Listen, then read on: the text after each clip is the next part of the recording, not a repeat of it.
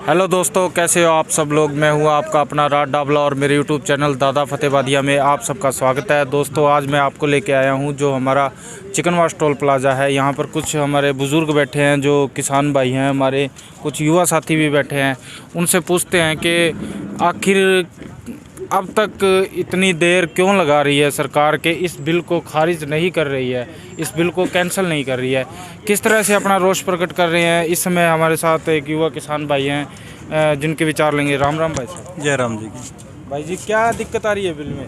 देखो, बिल में तो दिक्कत नहीं आ रही, सरकार की नीयत में दिक्कत आ रही है।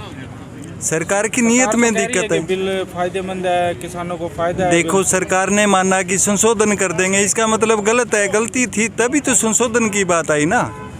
तो जब किसी चीज में गुंजाइश जहाँ तक जो है ना गलती की होती है वहीं सुधार की बात आती है। ये कह रही है कि भाई मतलब अगर बिल में हम संशोधन कर रहे हैं, बिल में कुछ कमियां हैं, वो कमियां हम निकाल देते हैं। एक बात बताइए, सरकार जो लोगों को कह रही है, जिस तरीके से धोखा दे रही है। गोदाम तो सरकार ने 2 साल पहले लोगों के बनाए थे ना। वो तो किसानों की जमीन पे बने हुए हैं। लोगों ने देखा 2 साल से पहले बने हैं, कानून बाद में आ रहा है। सुनिए क्या वो पूंजीपति लोग सुनिए क्या कि उन्होंने को सून आ गया, गोडाउन पहले ले लिए, बना लिए और कानून बाद में सरकार बना रही है। आप ये बताइए, ज्योतिष भी नहीं बता सकता कि कोई सरकार का ऐसा कानून बनाएगी आपको फायदा होगा। इसका मतलब साजिश रची गई किसान के साथ। वो कानून नहीं मान रहे। कानून मानने किसान मान इसलिए नहीं रहा है कि साजिश दिख रही है कि गोदाम पहले बन रहे हैं और कानून बाद में बना रही है सरकार। तो कम से कम अगर ऐसा कोई प्रपोजल लेके आना चाहती थी तो 2 साल पहले किसान को भी बता दे, भाई तुम भी गोदाम तैयार कर लो। ऐसे आपका क्या कहना है कि बिल है जो इसमें जो जितनी भी शर्तें हैं, जितने भी कानून, अरे भाई, शर्त नहीं है। बात यही है कि किसानों के साथ धोखा किया सरकार ने, षड्यंत्र रचा। इसमें तो सारा ही जोड़ है, इसको वापिस लेना ही लेना पड़ेगा। मोदी जी तो कह रहे हैं कि आप 2 साल बिल को लागू करा के देख लो, उसके बाद में अगर कोई कमी क्यों लागू करा के देख लें भैया? क्यों किसी का जो है ना घर लुटवाएं हम किसान का? जब हमारे किसान जो है, देखो कोई आत्महत्या कर रहे हैं, उनके बारे में सरकार नहीं सोच रही। और अगर वो उनकी किसी की ज़मीन चली गई, वो घाटे में चला गया, तो ये सरकार जो है जो सुन नहीं रही है वो भरपाई कैसे कर देगी? हम उम्मीद कैसे करें ऐसी सरकार से, जिनको हमने चुन के भेजा था कि अच्छा करेंगे। वो लोग 2 उंगली दिखाते हैं। आप मुझे एक बताइए, 2 उंगली जो है ना ऐसे अगर ये दिखाते रहे, हठधर्मिता अपनाते रहे, तो ये 2 ही रहेंगे कि पहला भाजपा और लास्ट जो है ना मोदी, उसके बाद में बीजेपी। किसान जो है ना बिल्कुल ही जड़ मूल से खो देगा। इस पूरे आंदोलन में क्या कितने लगभग किसान भाई है जिन्होंने आत्महत्या की है, जिनकी किसी कारणवश? देखो, आज हमारी नहीं की है, ये गलत बात है। आत्महत्या किसी ने नहीं की है। वहाँ सर्दी और मौसम खराब है, उसकी वजह से बीमार होके मरे हैं। एक बाबा जी थे सरदार जी, उन्होंने खुद को जो आत्महत्या गोली मार ली। सुनो, आप जो चीजें कह रहे हो ना, वो इस आंदोलन के दौरान जो जितनी मौत हुई है, चाहे किसी तरीके से हुआ हो, वो तो हमारे शहीद हुए हैं। उन्होंने किसानों के लिए अपनी शहादतें दी है, लेकिन वो उन्होंने थक हार के, कुछ लोग कुछ चीज़ें संघर्ष के दौरान कुछ ऐसे होते हैं कि वो हार जाते हैं लड़ते लड़ते नाउम्मीदी के साथ।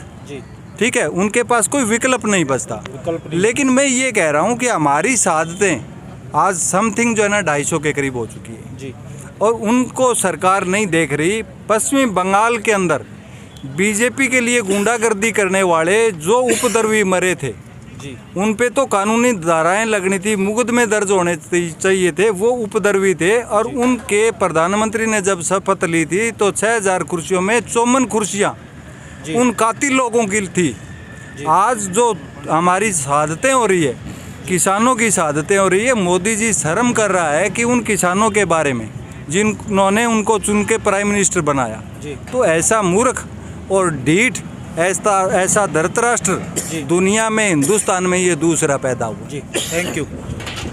जो हरियाणा के कृषि मंत्री हैं श्री जेपी दलाल जी, उन्होंने किसान भाइयों के लिए, किसानों के बारे में एक टिप्पणी की थी, उसके बारे में आप क्या कहना चाहोगे? ऐसा है, पहला तो मैं ये कहना चाहता हूँ कि ऐसे जो मंत्री सरकार ने बना रखा है, उसको मंत्री पद पर रहने का अधिकार ही नहीं है।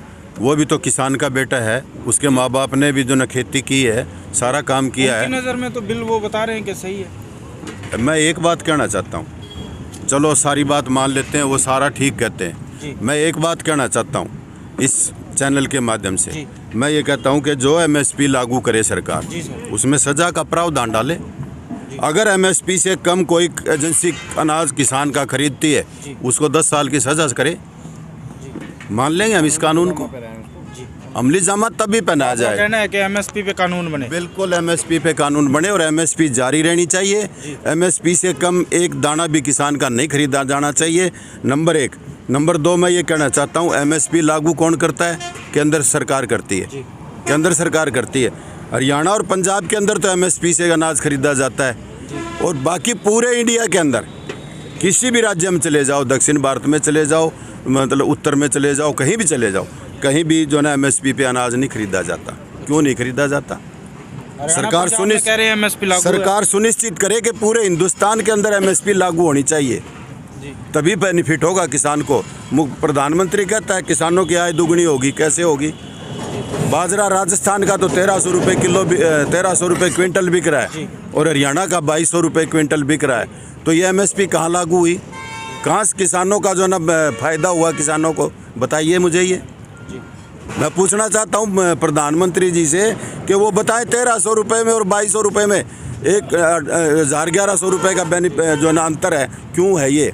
प्रधानमंत्री जी का कहना है कि अगर किसी बिल्डिंग का या किसी भवन का निर्माण किया जाता है तो उससे पहले उसकी नींव तैयार की जाती है। तो किसानों की जो आय है वो दुगनी करने के लिए जो ये बिल पहले प्रधानमंत्री जी हैं वो लेके आए हैं। मैं इसमें एक बात और जोड़ना चाहता हूँ। मैं उस बिल को अलग छोड़ के, आज किसान की कमर तोड़ दी सरकार ने। कैसे तोड़ दी? 2014 के अंदर पेट्रोल का रेट 55 रुपये था, डीजल का रेट जो है ना 40-45 रुपये था। आज डीजल 90 पहुंच गया, पेट्रोल 100 पहुंच गया। किसान कैसे खेती करेगा? किसान कैसे खेती करेगा? एक हैंडल मारते ही 100 का नोट जाएगा किसान का। कैसे जो है ना आय दुगनी होगी?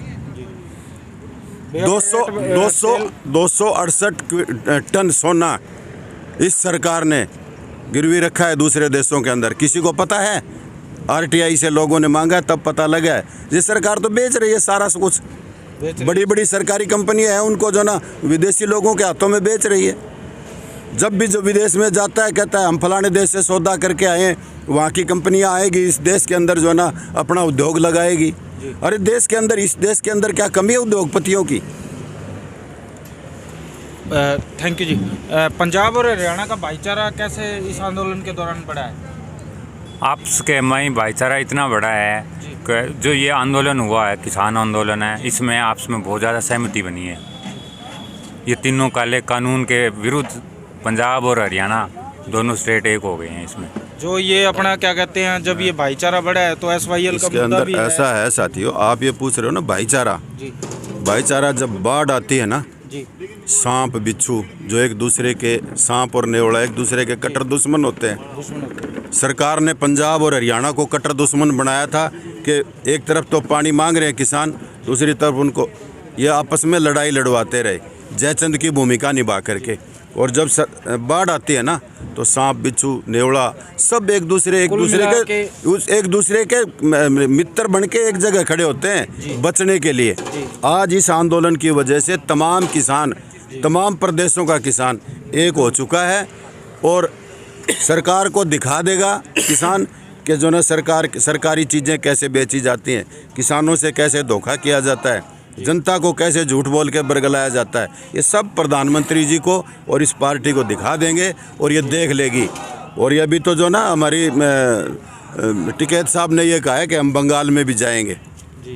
बंगाल में भी जाएंगे किसान, पंजाब के भी जाएंगे। पंजाब में तो दिखा दिया सरकार को, बंगाल में भी जाएंगे। एक सीट नहीं आएगी इसकी वहाँ, एक सीट नहीं आएगी। पूरे देश का किसान जाएगा वहाँ बंगाल के अंदर, दिखाएगा सरकार। दोस्तों इसी के साथ मैं आपसे अलविदा लेता हूँ। मेरे चैनल को प्लीज़ लाइक करें, शेयर करें, सब्सक्राइब करें। थैंक